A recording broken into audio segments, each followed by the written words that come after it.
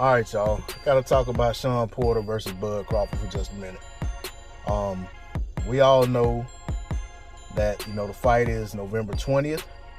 The says a much anticipated fight. Is a fight that a lot of people said they wanted to see, and the fight is is signed and sealed, and it is just about to be delivered. A little more than a month from now.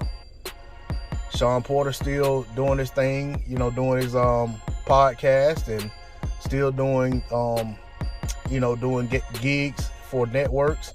I think he's actually working this pay-per-view card this weekend, and he's going about business as usual, doing things just like he does when he doesn't have a fight. So I'm just gonna put this out there. Shawn Porter knows who he's fighting. Shawn Porter is on record talking about how dangerous a fighter Bud is, how great he is, how much he does this.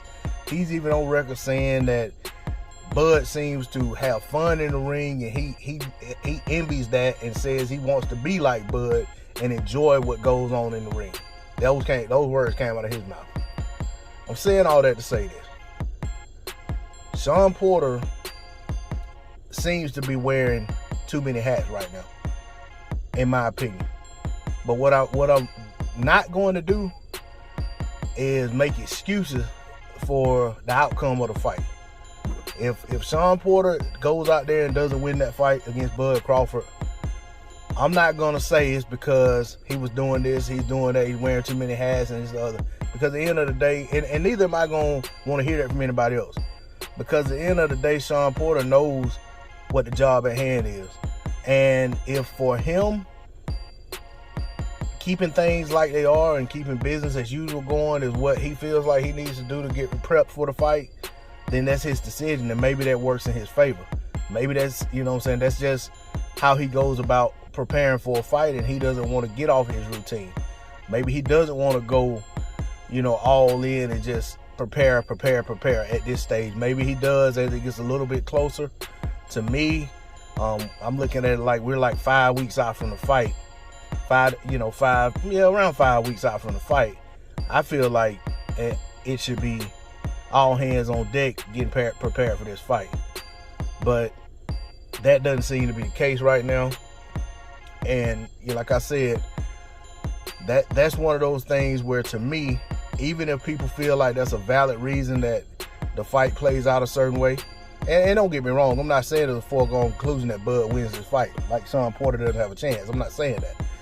I'm just strictly stating, my opinion on what I'm seeing, and basically just saying that should he not win the fight, regardless of how the fight plays out, the excuse that Shawn Porter is wearing too many hats or that Shawn Porter wasn't focused on the fight like he should have been is not going to hold water, because Shawn Porter's been in this sport long enough to know what Shawn Porter needs to do to prepare for fights that he has coming up, and to prepare for the best of the best opponents that he's faced.